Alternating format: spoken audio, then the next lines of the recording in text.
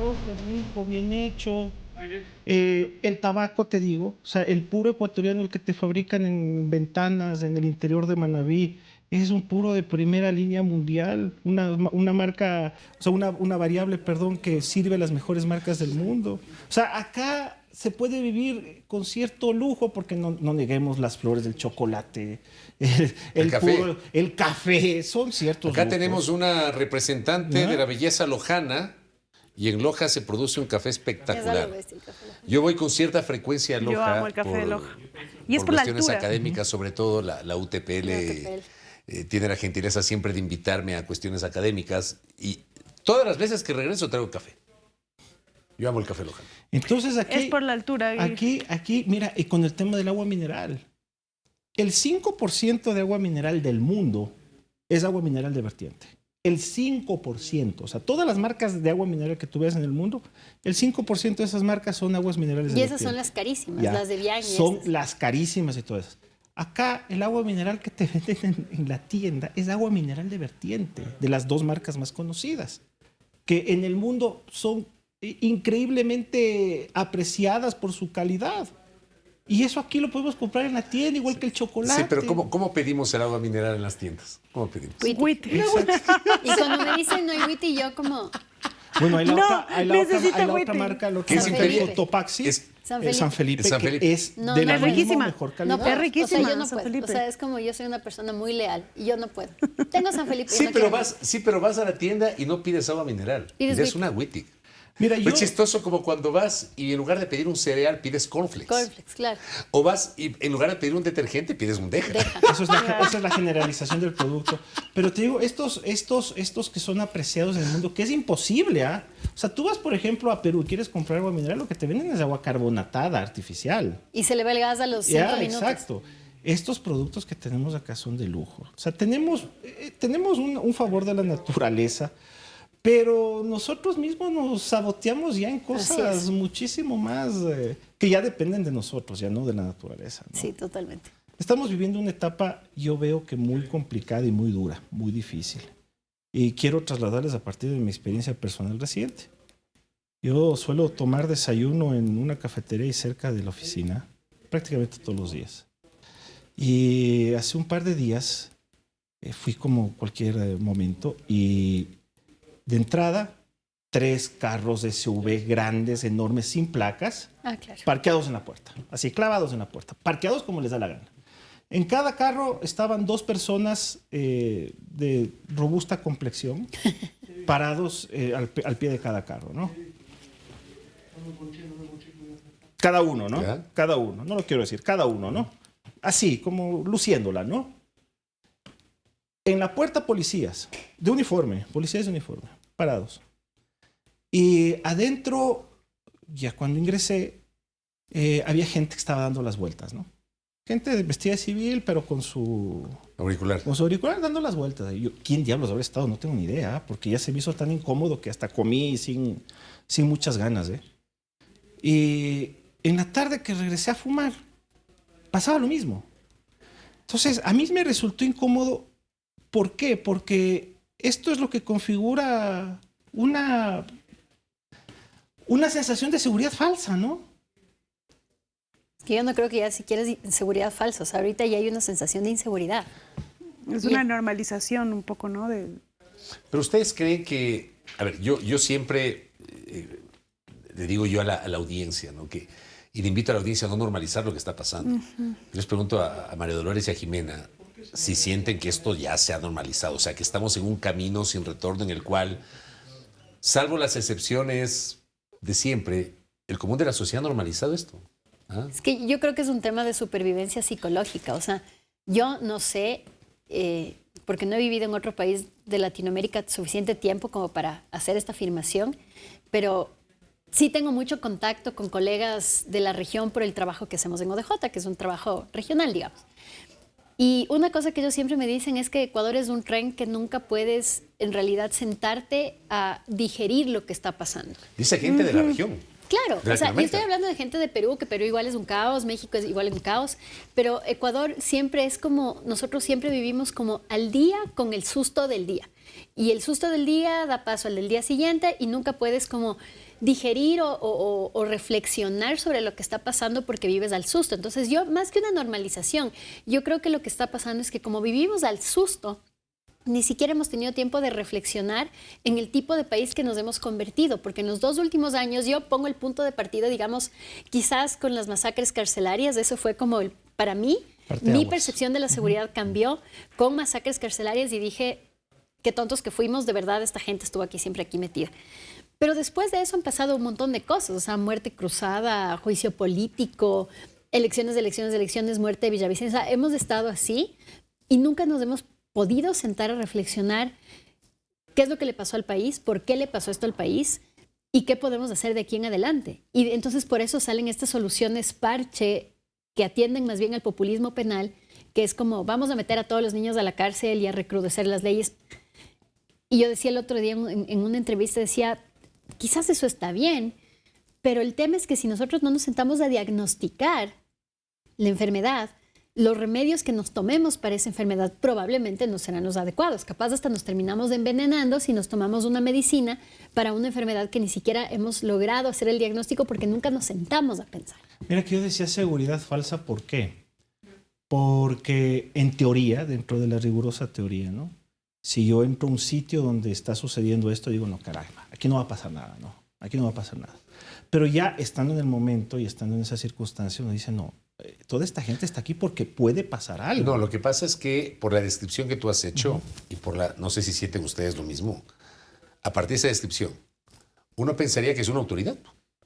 También, claro. O también puede ser, no sé, un líder de algún grupo de delincuencia organizada.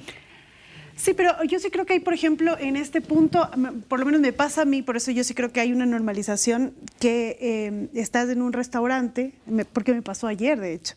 Estábamos en un restaurante y de pronto alguien dijo, esta persona que entró es rara. Y claro... ¿Pero qué es rara? ¿Qué significa esa rara? Usas la palabra rara, pero lo primero que se te cruza a la mente es, puede ser alguien que viene a robar o a generar algún tema de sicariato. ¿Por qué? Porque como lo estás viendo en la televisión, eso es lo que se te viene a la mente. Probablemente no sea así, probablemente no sea verdad, porque yo creo que es una sensación mucho más de lo que realmente pasa, pero ya es una sensación que de alguna manera los medios de comunicación, las redes sociales, te la han implantado tanto que te parece que eso sí podría pasar. O sea, eso que pasaba en una película, que tú lo veías como lejano, que tú lo veías en otro país, ¿te parece que claro que podría pasar en el restaurante en el que estás sentado? Esta sensación es la Colombia de los 80. El mundo de los guardaespaldas, de los custodios, de las armas.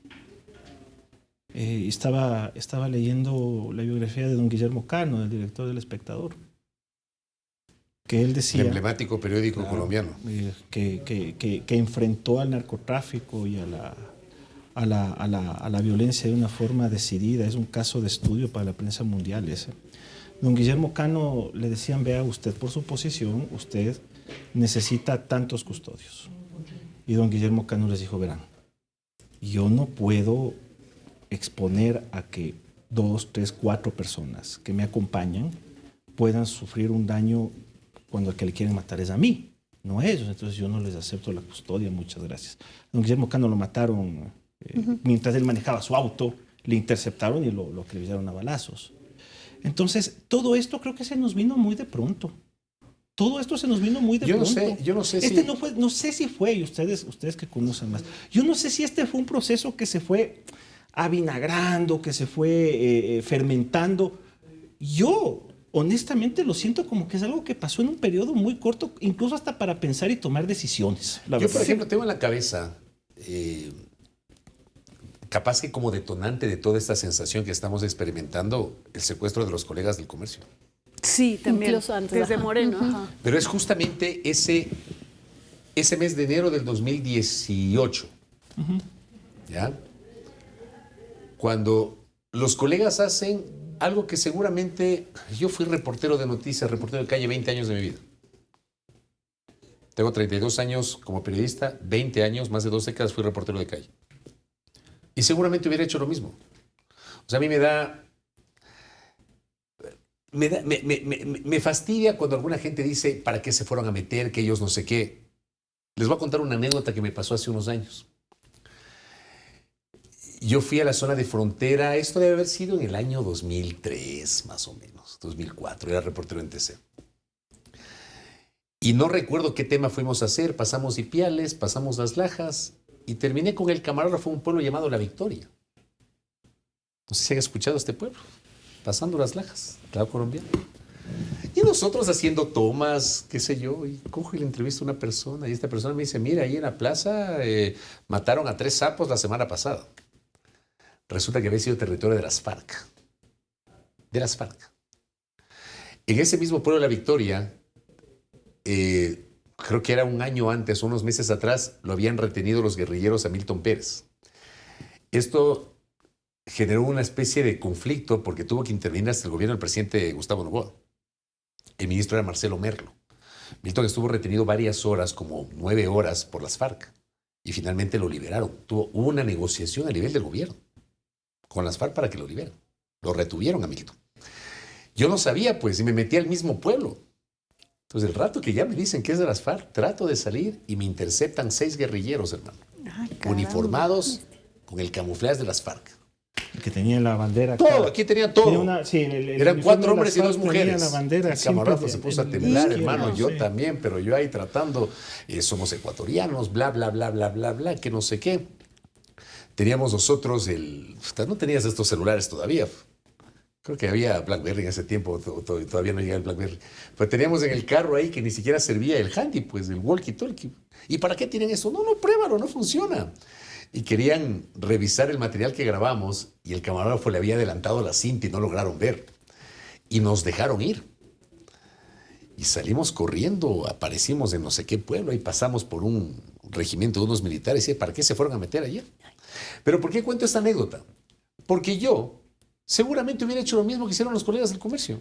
Mira, ya que exactamente lo mismo. Y para mí ese episodio, Esteban, Lolo, Jimena, para mí ese episodio es el detonante de esto que yo coincido contigo. Empezó así, de un momento a otro. Suena, ya que has nombrado, mi cariñoso, mi afectuoso recuerdo para Efraín, Paul, Javier, que fueron mis amigos y mis compañeros. ¿Fueron tus compañeros del comercio? A Paul, a Javier, y yo los llevé de pasante. O sea, a mí un día me lo pusieron, me dijeron, este muchacho que hace una pasantía, pruébelo. Era impecable ese muchacho, era muy culto, tenía inquietudes sobre el arte, sobre el cine. Y a Efraín lo vi una semana antes de que pase lo que pase. Mi cariñoso y mi afectuoso recuerdo para ellos, con quienes compartí mucho tiempo.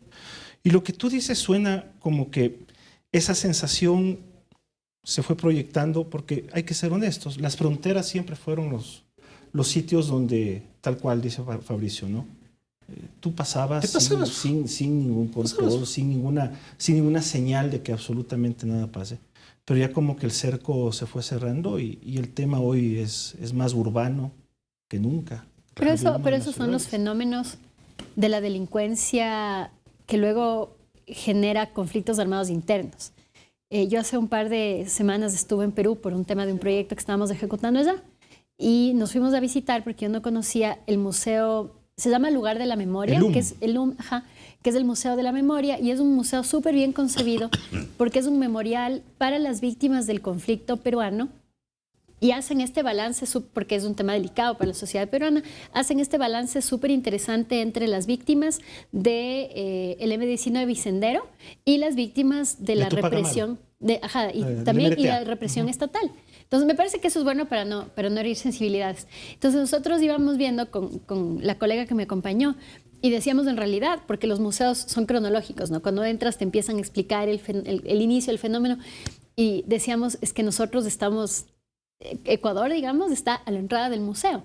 Y entonces empiezas a ver estos lugares comunes que son el surgimiento de estos grupos, y usualmente los grupos empiezan a operar en las periferias o en las zonas rurales. Entonces al señor de Quito no le importa mucho, en ese tiempo al señor de Lima, no le importa mucho que a X número de campesinos los guerrilleros o los subversivos, como los llamaban en Perú, vayan y maten gente de todo un pueblo, porque masacraban a comunidades enteras, porque no te toca, porque está como allá lejos.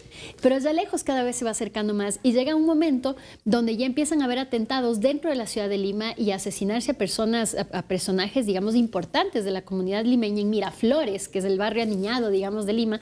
Y entonces ahí sí se despiertan y se dan cuenta que esta cosa es una realidad. Y es un poco la misma situación de la rana en la olla de agua caliente en la que estamos viviendo nosotros ahorita. Yo siento que todavía lo estamos viendo como allá. Nueva Prosperina es como allá, Durán es allá. Todavía no es las urbes y todavía no son las urbes ocupadas por la gente de clase media, media alta. Y mira Pero esto va a pasar porque ha pasado en otros países, pasó en Perú, pasó en Colombia y me temo, ojalá esté equivocada, pero puede pasar, es probable que pase acá. Mira la reacción, y sobre el caso peruano, la reacción del Estado. Sendero aparece en las elecciones de 1980, quemando e impidiendo el proceso electoral en una comunidad de Ayacucho que se llamaba Chuschi. Aparecen ahí. Ese fue su primer acto. O sea, impidieron que se hagan las elecciones porque las elecciones eran una expresión del Estado burgués y toda esta vaina, ¿no? Entonces impidieron eso, impidieron las elecciones. Esa fue su primera aparición. Y posteriormente fueron activándose más. Y a un ministro del Interior del gobierno del arquitecto Belaunde, no recuerdo qué ministro era, le preguntan, bueno, este grupo está teniendo una presencia importante, están desarrollando su violencia, ¿qué está haciendo el Estado? ¿Ustedes por qué? ¿Qué intervención van a tener? Y este ministro dio una respuesta que pasó a la historia. Para nosotros eso es un grupo de avijeos. Un grupo de avijeos, un grupo que robaba ganado, básicamente, ¿no? Entonces, cuando el ministro del Interior lo entiende así, se produce esa percepción. O sea, la gente que está en la urbe dice, no, bueno, son avijeos, ya pues, o sea, no ha de pasar nada, ¿no?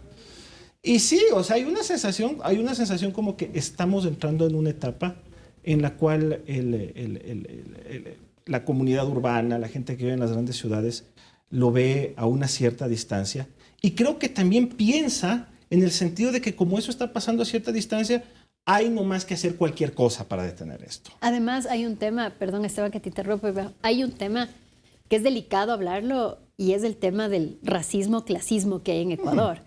O sea, cuando ocurre lo de las Malvinas, acuérdense que lo de las Malvinas pasa justo en Navidad, época en la cual uno comparte mesa con un montón de gente que después de esa Navidad dije, no me vuelvo a sentar con algunas de estas personas por las conversaciones que teníamos. Ya me imagino lo que han de haber dicho. O sea, era horroroso, porque aparte era como justo en Navidad literalmente, entonces uno se sienta ahí con el tío, con la tía abuela y usualmente una es la revolucionaria de la familia.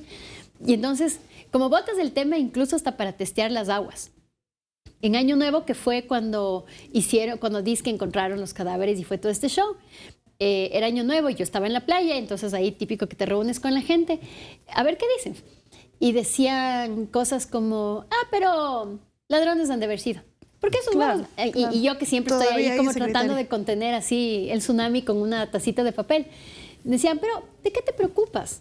¿Pero de qué te preocupas? 4 huevos de estos, ¿tú sabes cuántos hijos tienen en esas comunidades? Tienen miles de hijos. Entonces, el discurso, no lo voy a repetir porque no voy a seguir parafraseando porque era horrible, pero el discurso básicamente era, esta gente pobre que tienen hijos como conejos, ¿qué más da? ¿Qué más le da a esa señora, a esas mamás, si le quitan un hijo si tiene 5 y puede tener 5 más? Más bien se les hace un favor. O sea, alguien se les hace un favor. Entonces decían como...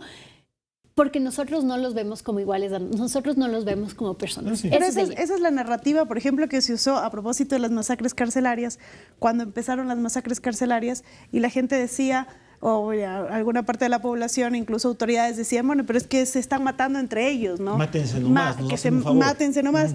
Y un poco también, sin ir tan lejos, la ministra de Educación. Me leíste la mente porque te lo iba a decir dijo hace poco, ¿no? Entonces, esta narrativa de no pasa nada, son pobres, son descartables. Son descartables, es algo que ha continuado. Y mira, descartable, desechable. La declaración de la ministra de Educación es una declaración, a mi modo de ver, muy desafortunada. ¿Qué dijo Totalmente. A ver, la ministra, frente a una inquietud que le hacen los colegas de un medio de comunicación de Guayaquil, sobre el nivel de violencia y porque resulta que el día anterior a una pareja le habían matado en los exteriores de un establecimiento educativo, de una escuela. Entonces, claro, la colega le dice que qué garantías le brinda el Estado a los padres, a los estudiantes, a los maestros, por el hecho de que ocurrió un crimen en los exteriores de un establecimiento educativo. Y dice, no, a ver un momentito. Aquí asesinaron a 2 personas que tenían vínculos con un grupo de delincuencia organizada. Y quien con lobos se junta, aprende a aullar. O sea, yo creo que Alegría Crespo, que es una mujer inteligente. No sé, Fabricio. No, yo sí creo que es una mujer inteligente. Yo creo que Alegría Crespo es una mujer inteligente, pero pudo haber dicho de otra manera lo que dijo. No, Fabricio, es que yo creo que hay un tema, no creo que es un tema de inteligencia, sino es un tema de sensibilidad.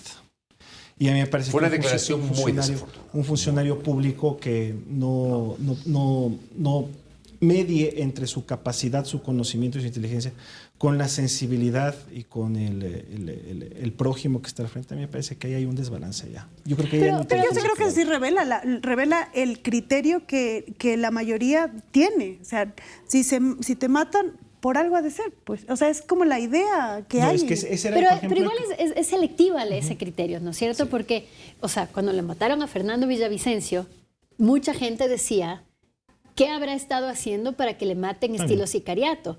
Y nunca, o sea, digamos, la generalidad nunca se hubiera atrevido, Alegría Crespo nunca se hubiera atrevido a decir frente a la muerte de Villavicencio, el que con lobos se junta a aullar aprende, que se podría aplicar tranquilamente el mismo estándar. O sea, es el tema de un poco lo que en derechos humanos nos llamamos el victim blaming o culpar a la víctima.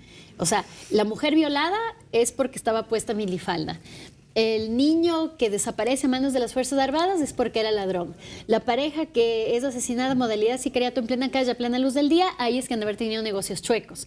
Entonces es un poco esta costumbre del Estado de como desembarazarse de su responsabilidad de cuidar a la gente y poner la responsabilidad en la gente. Si tú te matan no es porque yo soy un perfecto incompetente en materia de seguridad, sino porque tú estabas con malas juntas en un lugar donde no deberías haber estado. Es lo que pasaba en la dictadura militar de Argentina, cuando a alguien le pasaba algo, era detenido, desaparecido, muerto. ¿En qué habrán dado? ¿En qué habrán dado? Esa era la respuesta común, la respuesta de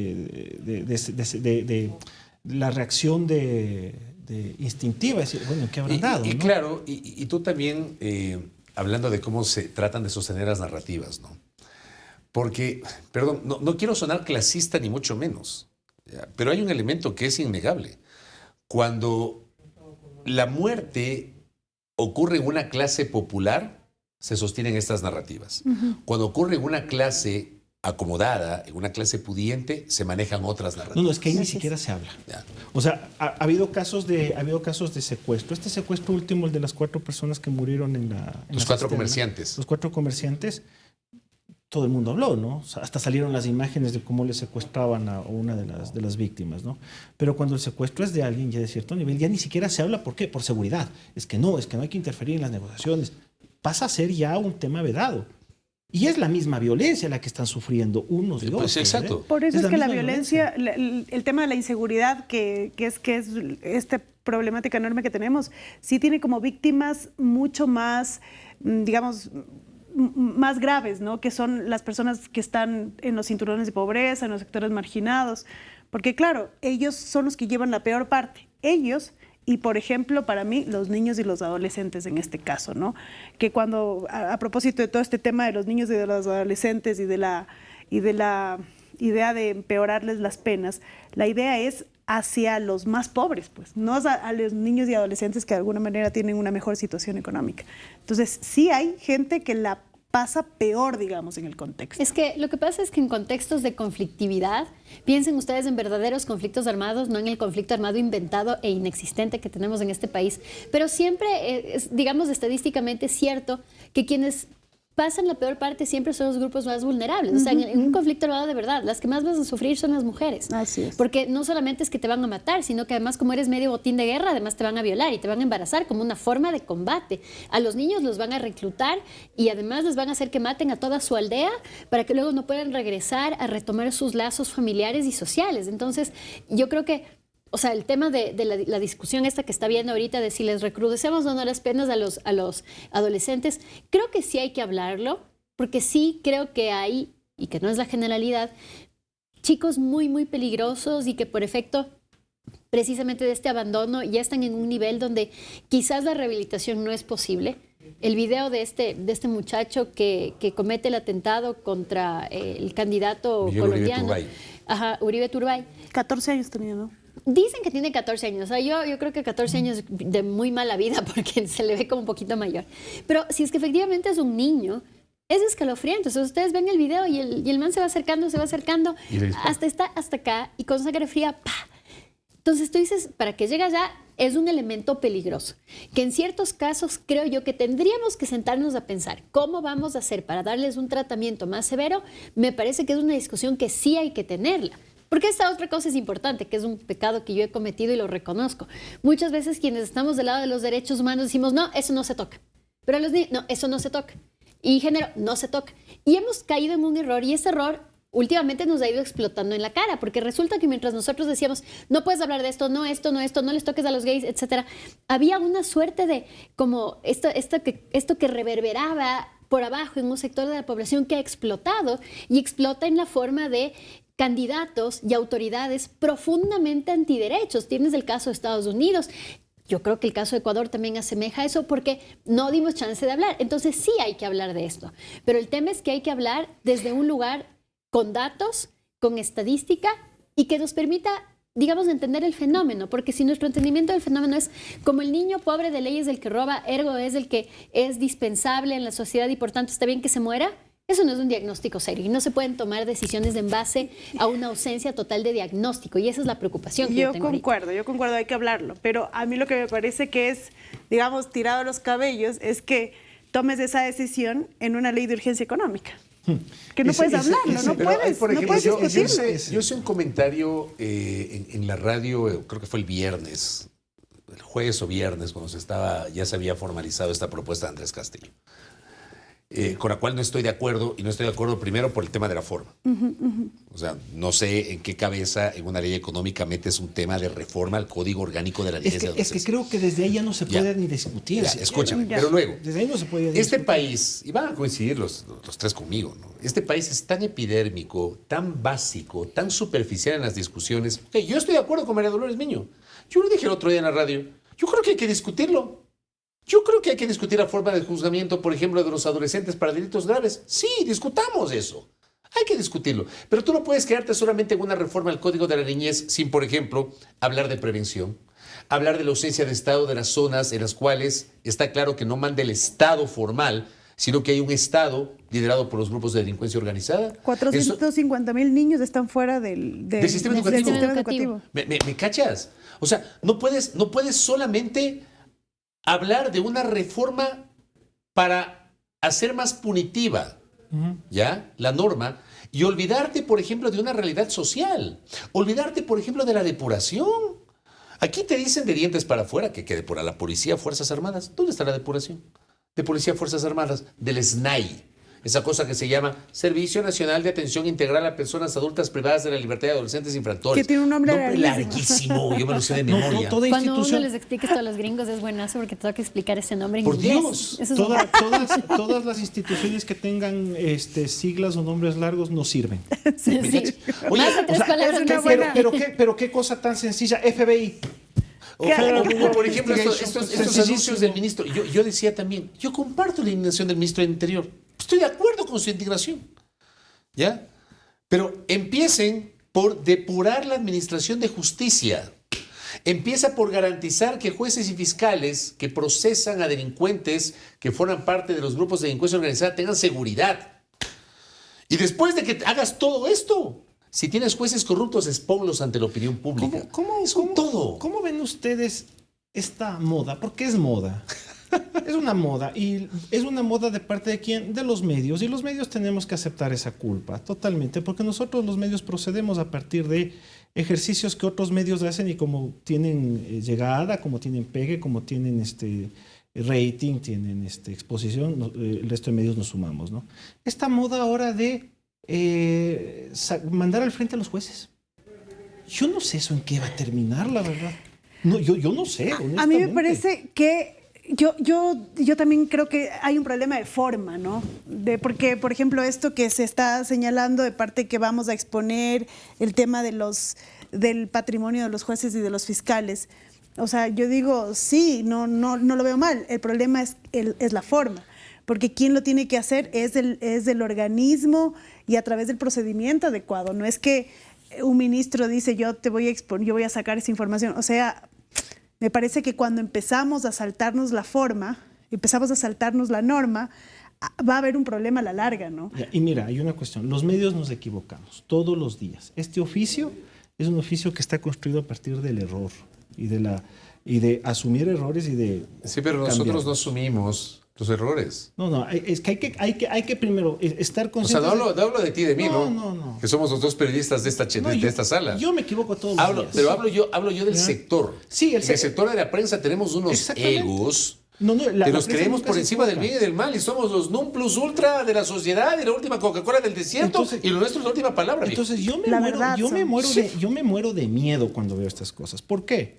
Yo me muero de ira. Como nos equivocamos mucho, tú votas una lista de 15 jueces que han hecho horrores y barbaridades, ya, con nombre, la foto ahí, ha hecho esto. De los 15, si te equivocas en uno porque te equivocaste, porque te puedes equivocar, porque así es esto, ya le fregaste. ¿Quieren que les cuente una anécdota sobre una equivocación? A ver. Yo también tengo un neto. 1997. Cae Bucarán. Y luego de la caída de Bucarán descubren la red Peñaranda. Claro. La red Peñaranda, Luis Peñaranda, era un personaje que recorría los pasillos del Congreso Nacional. En aquel tiempo los diputados de la República manejaban partidas extrapresupuestarias, manejaban plata, recursos del Estado. Eso fue limitado o eliminado con la Constitución del año 98, pero con la del 79 los diputados manejaban recursos. Entonces tú ibas a los pueblos y encontrabas la cancha de uso múltiple. Obra gestionada por el diputado Juan Piguave. Obra gestionada por la diputada Pepita Cerezo. ¿Tú encontrabas eso?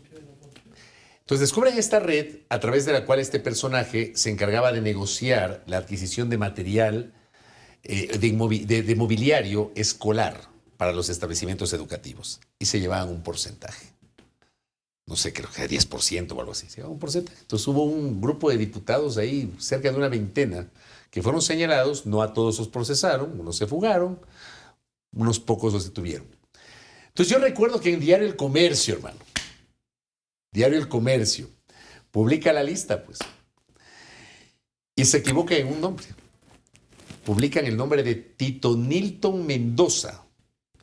Y la colega del Diario El Comercio se equivocó porque el nombre era Milton Favara. Uy. O sea, de Nilton Mendoza se equivocaron y pusieron Nilton Mendoza en lugar de Milton Favara. Tito Nilton Mendoza fue un diputado manavita, Claro. ya fallecido. Claro, en el año 97 no tenías estos aparatitos, recién era muy incipiente el internet. En las cabinas en la sala de prensa del Congreso tenías las cabinas telefónicas, así como cuando ves las películas de Superman, ¿no? Entras ahí en la cabina y ahí mandabas el famoso phone patch en las radios. Y en los periódicos también dictaban la nota por teléfono, ¿ya? Y se equivocan. Eso de dictar la nota por teléfono es un error. ¿Te acuerdas? Eso es algo que no se puede hacer. Pero siempre había que hacerlo. A mí siempre que me quisieron hacer les dije, te buscas la manera. Yo nota dictada no te agarro. El punto era, a propósito de los errores, que Diario El Comercio cometió ese error. Y al día siguiente, Tito Nilton Mendoza, que además tenía muy mal carácter, llegó, hermano, a quererle incluso agredir a la colega. Algunos periodistas tuvieron que meterse ahí en la sala de prensa. Y luego salió la rectificación, pero ya era tarde, hermano. Porque tú sabes que el papel aguanta todo. Hablando de los errores que los hemos cometido. Este es mío y a mí me lacera cuando lo recuerdo. Caso Piso 17. ¿Te acuerdas? De la selección, Federación. De la selección. Caso sí. Piso ¿Cómo no? ¿En Uruguay? No, en Belo Horizonte, en Brasil. ¿Cómo no? Bueno, el caso Piso 17... Cuéntales a las doctoras. Sí. El caso Piso 17 fue durante la Copa América de Brasil 2019, que Ecuador había quedado eliminado y un grupo de jugadores decide lavar sus penas ingiriendo alcohol en el piso 17 del hotel. En la concentración. En la concentración, no recuerdo el nombre del hotel en Belo Horizonte. Por eso el caso se llama caso Piso 17. Entonces, se supo todo se supo. Hasta salieron videos de la gente que iba llevando el trago y todo esto. Pero no se sabían los nombres de los implicados. No se sabían los nombres de los jugadores implicados. Entonces, uno, metiche y acucioso como trata de ser, yo empiezo a averiguar y a tener los nombres de los jugadores. Y no una, no dos, no tres fuentes confiables, adecuadas, que nunca antes me traicionaron y nunca después me traicionaron, me dieron el nombre de un jugador. Lo voy a decir porque Jefferson Orejuela. Ya. Entonces yo... ¿De Independiente del Valle? En esa época de Independiente del Valle. No, él en esa época estaba en Brasil, ya te voy a contar por qué. Entonces, ya como era la lista y estaban todos y todas las listas coincidían en la radio y publiqué tales jugadores. Y se armó. Él no era. Se armó, o sea, a ver, se armó en el sentido de que ya salieron los nombres. Esteban dio los nombres. Y resulta que el señor Orejuela no estaba en la lista. O sea, él no tenía por qué estar ahí. Y el señor Orejuela, reconozco, con un talante correcto, tranquilo, adecuado, me llama por teléfono. Él jugaba en Fluminense Brasil en esa época.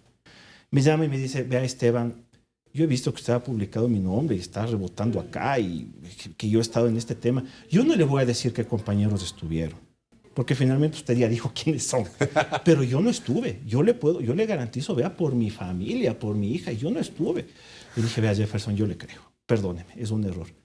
La regué y le presenté mis disculpas personales, la rectifiqué. Públicas, claro, obviamente, porque nos equivocamos. Este es un oficio de humanos. Este es un oficio muy, muy de humanos. Pero volviendo al tema de los jueces, yo creo que aquí no estamos hablando de errores humanos. Y obviamente ustedes saben, todos saben aquí el trabajo que hace. Pero un medio no se puede equivocar exponiendo a un juez que no hizo nada solamente porque el medio se equivocó. Pero es que lo que pasa es que puede pasar que se equivoque, pero en este caso, lo que estamos viviendo ahorita y que venimos viviendo desde hace algún tiempo, no es una equivocación. O sea, ustedes saben el trabajo que hacemos en el observatorio. Nuestra columna vertebral de trabajo es fortalecimiento del sistema de justicia. Entonces yo tengo como una relación muy amor-odio, si quieren ustedes, con la justicia, porque por un lado entiendo perfectamente que es una institución que no funciona por N razones, pero otra cosa, yo me pregunto si cuando el ministro salió a decir yo les voy a exponer los nombres de los jueces, yo me pregunto si antes de eso en algún momento se ha sentado a conversar con los jueces, como sí hacemos regularmente en ODJ. Nosotros hace un par de meses terminamos un proyecto con el apoyo de Canadá, que era como un poco descubrir el agua tibia, ¿no? Era, en realidad nadie está hablando de cuáles son los riesgos que están atravesando los jueces en el contexto del surgimiento del crimen organizado o crecimiento. Es verdad. Y entonces los fiscales también. Operadores de justicia en realidad. Entonces lo que nosotros hicimos fue un ejercicio muy sencillo que es parte de la metodología de ODJ, que es hacer mesas de trabajo en diferentes ciudades. La mesa de trabajo podría también llamarse terapia de grupo. Nosotros le sentamos y el solo hecho de que tú le sientes, tú ves la gratitud en los jueces de doctora, muchas gracias, sabe que por aquí no viene nadie, sabe que a nosotros no nos escuchan, sabe que nosotros, y esto lo digo si es que el doctor Mario Godoy nos llega a escuchar, yo lo primero que le diría es, tiene que recomponer estos puentes entre judicatura y los operadores de justicia, porque los operadores de justicia no confían en el Consejo de la Judicatura, 1, 2, lo ven como su persecutor, 3, no les provee de lo que ellos necesitan para cumplir bien su trabajo. Y entonces, sentándonos con los jueces, uno descubre que la cosa no es tan blanco y negro como nos lo están pintando, ¿no? El juez malvado que está abriendo las puertas, llenándose el bolsillo con los dos. No, lo que vemos es jueces de provincia que son amenazados por el crimen organizado y que se ven obligados a veces, no digo que todos, obviamente hay malas manzanas en todo lado, pero muchos de estos toman esa mala decisión no porque sean malvados ni porque se estén embolsicando, es porque tienen a un sicario amenazándole a su familia, amenazándole a sus hijos. ¿Qué ha hecho el Estado para protegerlos a ellos? Nosotros lo que estamos trabajando ahorita, me hago un spoiling de mi propio trabajo, es en protocolos de atención en casos de amenazas a los jueces, porque el protocolo funciona hoy en día de la siguiente forma. El juez recibe una corona fúnebre, típica amenaza. Escribe un mail al Consejo de la Judicatura, me están amenazando. Consejo de la Judicatura remite al Ministerio del Interior. Ministerio del Interior le llama al juez y le dice, ¿a usted qué le están amenazando? Sí, a mí me están amenazando. Pero, ¿ya le han golpeado? No, no me han golpeado. A ver, ¿y tiene, ¿En serio? ¿y tiene, Sí, ¿tiene sí. las capturas de los mensajes? No, me llamaron por teléfono. ¿Y usted logró guardar el número? No. Ah, entonces usted no es tan grave. Y en la mayoría de los Sí. casos les niegan la protección. Cuando sí les dan la protección, es una protección incipiente. Hay jueces que trabajan en Quito y que viven en provincia. Entonces, este juez, que es oriundo de alguna otra ciudad, tiene su custodio en Quito, pero el rato que en fin de semana ya le toca irse a provincia, el custodio ya no le acompaña para allá, y allá le pueden matar. O no les custodian a las familias. Entonces, yo insisto, y estoy clara de que hay una necesidad urgente de depuración en la función judicial, pero yo, que sí me he sentado a conversar con los jueces, les puedo decir que es una de las funciones más olvidadas, más precarizadas, más estigmatizadas y menos reconocidas en su trabajo. Entonces, yo antes de empezar a empapelar a la gente, porque además ya hubo un episodio hace no mucho durante el gobierno de Lasso, donde Lasso sale diciendo que esta jueza que había concedido, ni siquiera me acuerdo cuál era el caso, era una jueza corrupta. Y Alguna luego, acción de hablando con protección debe haber sido, era sí. una de las típicas cosas que ya sabemos. Y entonces, hablando con esta jueza, la jueza, y lo mismo que pasó con las juezas de la Corte Nacional, con Emma Tapia, y no me acuerdo cuál fue la otra jueza a la que les Sí, allanaron. no recuerdo, pero les allanaron por el pecado, por el habeas delito del corpus habeas de corpus Wilman Terán. colectivo. No, pues el Así delito, es. De el Wilman Terán. deporte nacional es el allanamiento aquí. El Entonces- allanamiento le encontraron fue, lo máximo que le encontraron a la doctora Emma Tapia fue una botella, La botella de agua de coco. Ya, pero mira, ahí está el estigma, ¿no? Te allanaron. Claro. Entonces, te allanan Esteban Ávila. Y te ¿en toman la qué foto en andabas? pijama, Pero en la ya, peor pijama, ya Papá eso, Noel. ya eso te estigmatiza, digamos, el que te Exacto. allane. Y este tema de los protocolos que señala Lolo es verdad. Yo tuve un caso, a propósito de las anécdotas, un caso que defendimos de un juez que vivía en un lugar cerca de, en algún pueblo en la provincia de Esmeraldas, amenazado también. Y el juez nos negó la acción de protección que planteamos para trasladarlo a otro lugar porque no teníamos pruebas de las amenazas. Claro, pero es que es difícil pues que puedas probar la llamada o que puedas probar realmente, digamos, cuando vas caminando y alguien te dice algo al oído. Es súper complicado. Entonces, a mí también me parece que el camino correcto es el Consejo de la Judicatura, pero un Consejo de la Judicatura que funcione. Y el Consejo de la Judicatura no está pues haciendo su papel de protector de los Ojo. jueces y de los fiscales, porque Fiscalía también tiene el mismo problema. Están tratando, y yo sé de primera mano que están trabajando con la cooperación internacional. La cooperación internacional es fundamental porque nosotros solos, desafortunadamente, nosotros como país, si dirigir un país es montar bicicleta, nosotros estamos en el triciclo todavía. Y la cooperación internacional son las ruedas de ese triciclo que nos ayudan como a funcionar como Sí, país. pero aquí le han estigmatizado a la cooperación internacional. Después de lo que pasó, y ese es un problema precisamente porque los programas que se manejaban para estos temas, también como muchos otros se han visto comprometidos por el tema del congelamiento de los fondos o la desaparición de fondos de USAID. Pero yo creo que sí ha habido intención. El tema es que finalmente, más allá yo creo que podemos analizar mucho de si vale o no vale empapelarles a los jueces, pero yo creo que sí tenemos que ver la intención. O sea, ¿cuál es la intención de esto y cuál es el resultado que queremos que se obtenga? Una depuración efectiva del sistema judicial se logra sacando en una pancarta la cara del 21º juez. No. Lo que tú tienes que hacer es dejarte de estas parafernalias y hacer un proceso serio de depuración. ¿Cómo se hace la depuración? Con los mecanismos de evaluación que se proveen dentro del propio Código Orgánico de la Función Judicial y que por alguna razón que me es incomprensible no se ha hecho. Activando los mecanismos de sanción, sacando a la gente que tienes que sacar. Yo me temo esto, porque esto ha pasado en otros países, nuevamente volviendo al caso peruano. Cuando desde el Ejecutivo se utilizan estos métodos de estigmatización y empapelamiento, esto es típico en Venezuela también, de los jueces, usualmente la finalidad no es la depuración, sino la presión Sí, y el exacto. hostigamiento. Que esa es la Entonces, preocupación que yo he expresado, por ejemplo. A ver, a mí a priori me parece un anuncio necesario cuando te dicen que van a revisar el patrimonio de jueces y fiscales que eventualmente se presuma tengan algún tipo de relación con el crimen organizado, etc. Yo creo que eso tiene que ser para todos, siempre. O sea, siempre debe haber un organismo que revise, que audite el patrimonio. O sea, la Contraloría. Siempre. Que básicamente O la ese es el UAFE. trabajo de la Contraloría. O la UAFE, siempre. Pero ¿qué siento yo? Entendiendo que, claro, en este contexto yo creo que es un anuncio necesario, pienso yo. Pero al mismo tiempo, estamos en Ecuador. Y el tema es que esas medidas, como dice María Dolores, pueden ser utilizadas como presión, medidas de presión. ¿ya? Para obtener determinados fallos. Esta forma de exponer también, este anuncio de exponer públicamente a los jueces, casi como que fueran un prontuario, ¿ya? Exponer el prontuario de los jueces, se convierte en una medida de presión. Y lo que tú dices es cierto. ¿Y qué pasa si se equivocan? Yo por y eso, estigmatizan a los jueces. Por eso te digo que de parte de la prensa al menos, me parece que sí habría que evitar esto. Porque es preferible en todo caso que el evitar un error no termine generándole a una persona que no tiene nada que ver en el tema, pueda caer en esto. Puede haber un juez homónimo, por ejemplo. Puede haber un juez homónimo.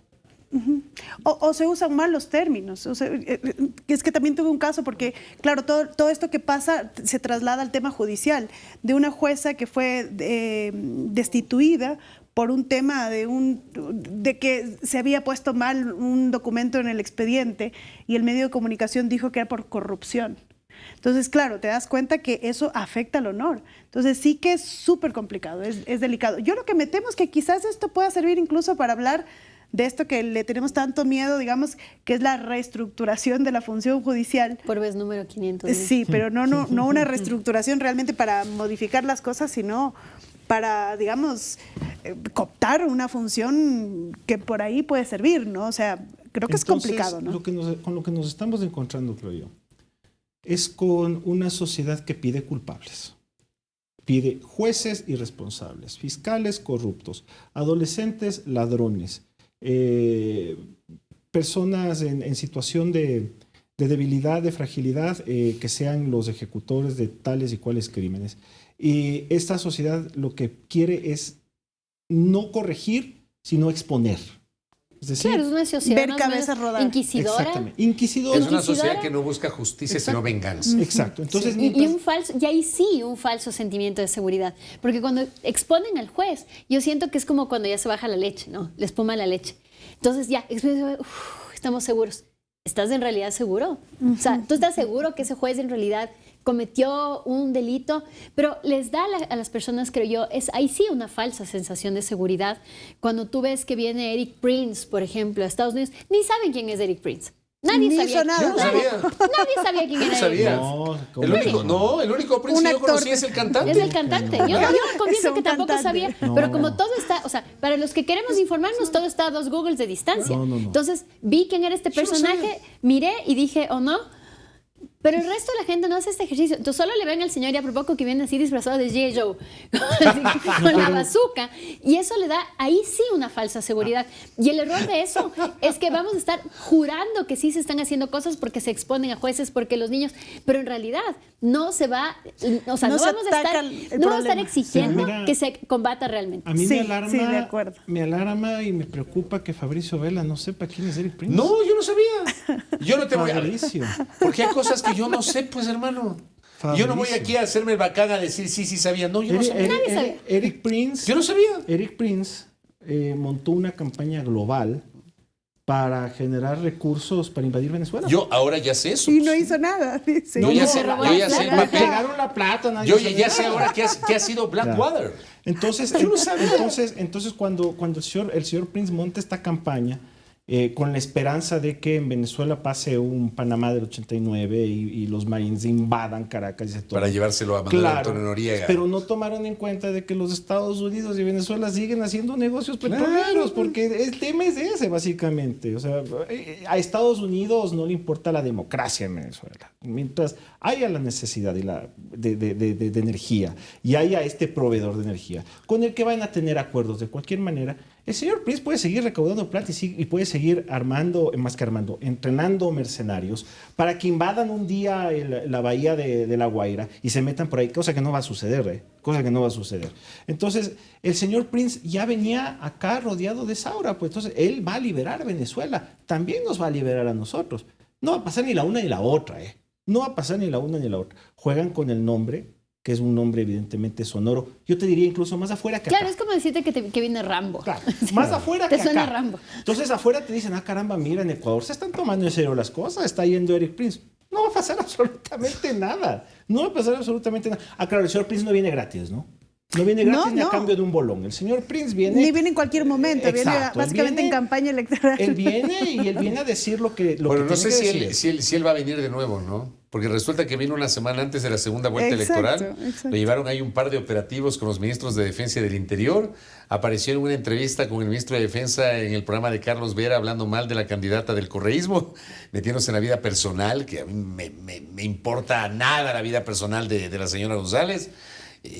Obviamente con el aplauso de un segmento de la sociedad, ¿no? Que aquí tenemos una sociedad morbosa. ¿Ya? El hombre se fue. Primero nos dijeron que iba a ser asesor y después dicen, no, estamos revisando la propuesta que nos entregó. Y hasta ahora no sabemos. Y esa es una negación absoluta. Ya pasamos la primera quincena de junio. Es una negación absoluta del privilegio y de la forzosa obligación que tiene el Estado y sus fuerzas de armadas. proveerte seguridad. Pero además hay una desnaturalización de las Fuerzas Armadas, que la gente cree que la gente cree que las Fuerzas Armadas están contentas con esta tarea que se les ha encomendado de la noche a la mañana. Y en conversaciones con muchos miembros dicen, es que eso a nosotros no nos corresponde. O sea, nosotros tenemos un entrenamiento, lo mismo que decimos los loquitos del parque de derechos humanos, porque yo ya me siento que somos los loquitos del parque, así como diciendo lo mismo y lo mismo siempre. Las Fuerzas Armadas tienen otros roles, como ya somos los loquitos del parque. La Corte Constitucional también dice eso. También son loquitos del parque. No, la Corte Constitucional es correísta, pues no te olvides. Claro, y próximamente GDO. Próximamente GDO. Y muchos de ellos te dicen es que esa no es nuestra función. Entonces, el tema es que también se toman estas decisiones y no se analiza en el contexto en el que se toman las decisiones. Por ejemplo, se declara conflicto armado interno. Los que vamos estudiando esto desde hace más de 20 años sabemos que no hay conflicto interno y tú no le puedes decir manzana a la banana, ¿ya? Y puedes decirle 1000 veces manzana a la banana, que eso va a seguir siendo una banana y no va a seguir siendo una manzana, así como le dicen conflicto armado interno a una situación de violencia exacerbada que no escala todavía a un nivel de conflictividad que pueda caracterizarse como una guerra.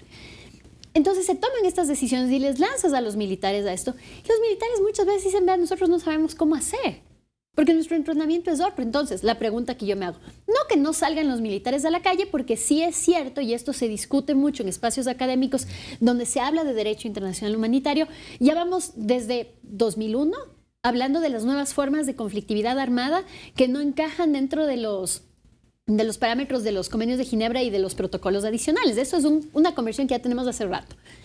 Entonces, podríamos estar frente a una nueva forma de conflictividad, pero esto tenemos que hablarlo.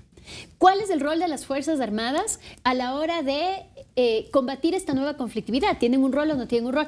Pero tenemos que conversarlo. Entonces, yo me niego, digamos, absolutamente a que salgan los militares a la calle porque quizás la policía no lo puede contener. Quizás el nivel de violencia ha escalado a un nivel que requiere intervención de Fuerzas Armadas. A mí lo que me preocupa profundamente es que se toman decisiones de las tripas para afuera y nadie se pone a pensar, a ver, vamos a sentarnos así como hemos hecho nosotros este ejercicio, sentarnos aquí a conversar 5 minutos, ¿en qué situación estamos? ¿Es conflicto? ¿No es conflicto? ¿Cómo le caracterizamos esto? A la luz de eso, ¿qué tenemos que hacer y quién lo va a hacer? No hay conversaciones, entonces toman unas decisiones a este nivel, poco populistas, un poco para satisfacer el clamor de las masas, pero no pensadas y adaptadas a la realidad. Ese es a el mí problema. me parece que políticamente conviene. Conviene decirle que es conflicto armado interno. Pero es que a partir de eso subieron el IVA. Pues. Por eso. Porque políticamente es súper vendedor, digamos, a propósito de los nombres de estos que venden, que hablábamos en el programa pasado. Es vendedor ponerle este nombre que técnicamente no aplica, que la Corte Constitucional ya les dijo, vean, no es conflicto armado interno, pero que básicamente eso no ha trascendido. Pero es vendedor porque te permite adoptar estas medidas que de otra manera serían difíciles de aceptar, ¿no? Ahora, lo que hay que quedar claro y visto a la luz de los acontecimientos es que ni la intervención de las Fuerzas Armadas en los temas de seguridad interna ni las intervenciones exteriores de otros países reportaron paz y reportaron disminución ni el fin de estos conflictos. En ningún lugar del mundo pasó esto. Al contrario. Ni acá está pasando tampoco. Y no va a pasar. Entonces, a mí me parece que el ejercicio sí queda para que la gente entienda que de repente ciertas formas no son las que van a terminar por pacificar el país. No son esas. Ni son estos anuncios que tienen como fundamento el populismo penal, ni son esta búsqueda de culpables y responsables y de empapelarlos. Eso no va a llevar a la pacificación. De ninguna manera va a suceder eso. Al contrario, puede hasta exacerbar más los climas que se viven. Es que yo ni siquiera lo diría pueden en quizás. posibilidad. Como posibilidad. Porque además Ecuador, a mí lo que me da iras es que Ecuador, a diferencia de Colombia, de México, nosotros tenemos una experiencia regional súper rica y diversa de todos los escenarios donde todo puede salir mal. O sea, Porque los vemos al lado. aquí ¿no? a la vuelta, o sea, veamos al vecinito nomás de al lado, Perú, Colombia y México. El escenario de todo lo que puede salir mal, va a salir mal. En los tres casos, y hay más, tienes El Salvador, tienes El Salvador eso antes de justo iba a Bukele, decir. etc. Guatemala. Exactamente. Tú tienes todos esos escenarios donde la respuesta frente a la delincuencia, al incremento de la delincuencia, ha sido sacar militares a la calle. En ningún caso, y si alguien que nos está viendo tiene un caso de éxito, por favor avíseme para no cometer errores, pero yo no conozco ningún caso donde el recrudecimiento de las penas y sacar a los militares a la calle haya logrado reducir la violencia, más bien al contrario. Porque entonces los militares, que usualmente en estos contextos están provistos de mucho más poder, de mucha más discrecionalidad y mucho menos control judicial, lo que hacen es un poco volverse una suerte de otro ejército irregular, o actúan como ejército irregular. El caso de los paramilitares en Colombia y el mismo caso en México, que está plagado de casos ante la Corte Interamericana, donde los agresores no son los delincuentes, sino los propios militares, y las víctimas no son delincuentes, sino, por ejemplo, el papá y la hija que salían a comprar pan a la tienda.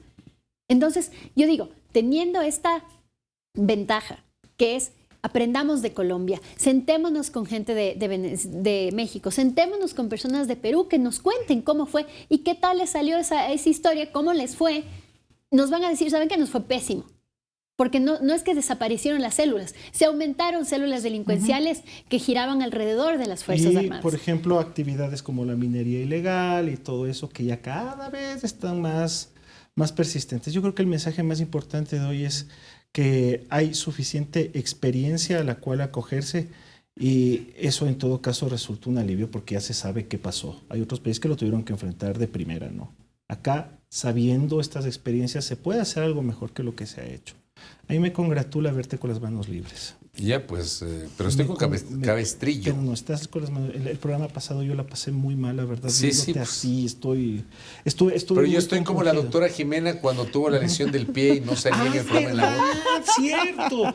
Si te fue la Justo le bota de decía. una, ¿no? Claro, sí. Nadie lo vio porque yo entraba al programa y me sacaba la bota pero ortopédica. Entonces yo también Salía me y me la saco el ponía. cabestrillo. Yo no, bueno, ustedes han llegado, tú te llegaste a romper eso. Me fracturé Vos también. el- Yo soy quiero- luxación yo- grado 3. Yo no quiero romperme nada. He vivido mi vida sin partirme nunca un hueso. Las personas que nunca nos hemos partido huesos hemos tenido más sufrimientos internos. Es que nosotros somos, Emocional. Sí, nosotros somos sí, yo deportistas. soy ese. Yo también ese estoy, team. yo no No, no. quiero. Yo soy team romperme. rotura de corazón. No, acá nosotros dos somos deportistas. Hermano, yo me he roto el alma. Es solo el lo corazón. inquietos El que alma. La somos. doctora le han roto el corazón, dice. Yo el corazón La y el madre. alma. El corazón y el alma. Me han así que, partido la madre. esta botella hay que desaparecerla. Sí, no Ya hace nada. creo O la que- Fioravanti que está ahí adentro. No, ¿sabes qué? Amaga No hace será, nada pero eso. esa vaina. Sí. Sí, amaga será, pero no es. O la desaparecemos o le llenamos con algo le en serio. llenamos ¿no? con algo. Y creo que la próxima vez seguramente ya tendremos alguna nueva ley de nombre ampuloso que trata cualquier cosa menos lo que dice el título de la ley. Yo estoy seguro. Estamos que como en eso la va a pasar. integridad pública. Esto es aquí las cosas son así. Siempre semana a semana tenemos sorpresas. De todas formas.